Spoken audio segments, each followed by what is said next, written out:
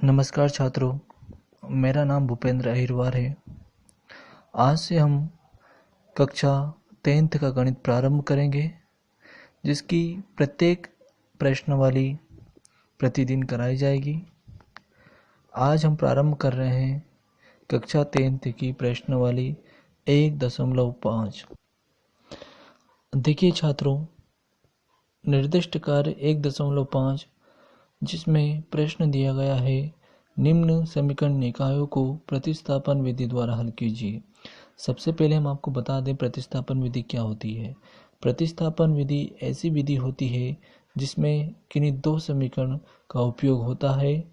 इसमें किसी एक समीकरण से मान को निकालकर दूसरे समीकरण में मान रखा जाता है।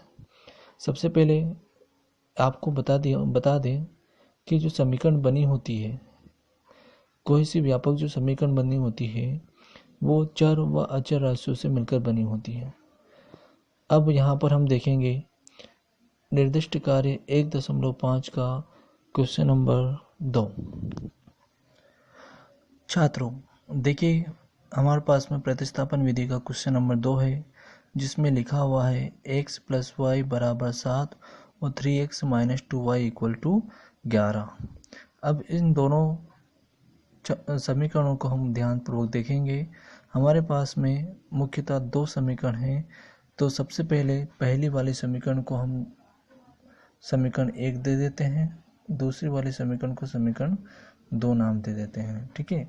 अब इसके बाद में हम जब किसी समीकरण से मान को निकाला जाता है तो उस समीकरण को बताना अत्यंत आवश्यक है कि उसमें किस प्रकार की विधि का उपयोग किया जा रहा है। तो देखिए, यहाँ पर हम लिखेंगे समीकरण 1 में प्रतिस्थापन विधि द्वारा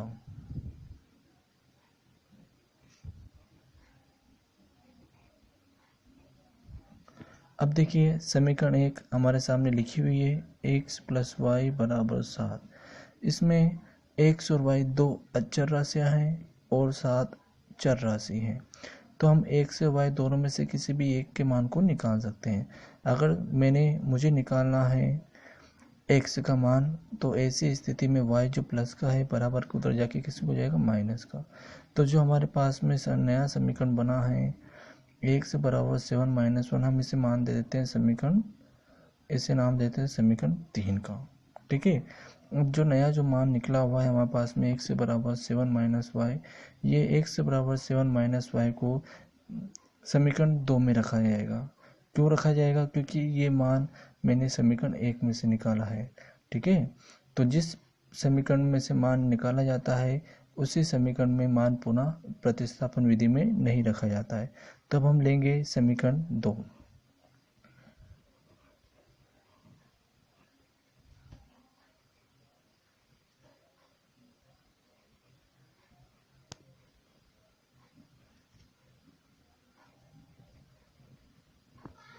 देखिए, समीकरण 2 में मान रखने पर तो यहाँ पर हमारे पास में देखिए समीकरण 2 3x - 2y = 11। तो 3 यहाँ पर हम लिख सकते हैं x = 7 - y।